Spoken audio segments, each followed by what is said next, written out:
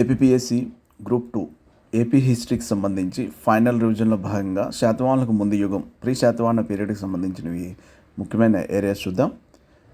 ఒకటి వైదిక యుగం వేదికేస్, ఐతిరేయ బ్రాహ్మణం, సాంఖ్య అండ్ సౌత్రం, చాందోగ్య ఉపనిషత్, రెండు రామాయణ మహాభారత కాలాలు, విశ్వామిత్ర, అగస్య, తర్వాత ఆపస్తంభ.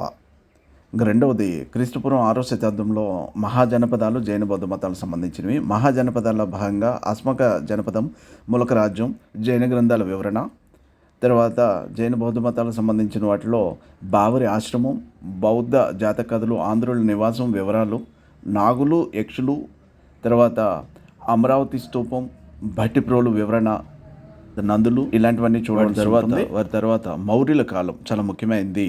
మెగస్తనీసు, ఏరియన్ను, ఆంధ్రుల రాజ్యాల వర్ణన, తర్వాత అశోకునికి సంబంధించింది చాలా చాలా ముఖ్యమైనది.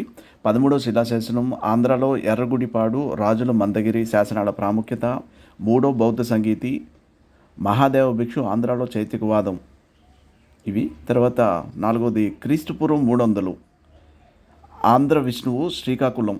ఈ దేవాలయానికి సంబంధించి విజయనగర శ్రీకృష్ణదేవరాయల ఆముక్త మాల్యతకి సంబంధం ఏమిటి అనేది చూడాలి.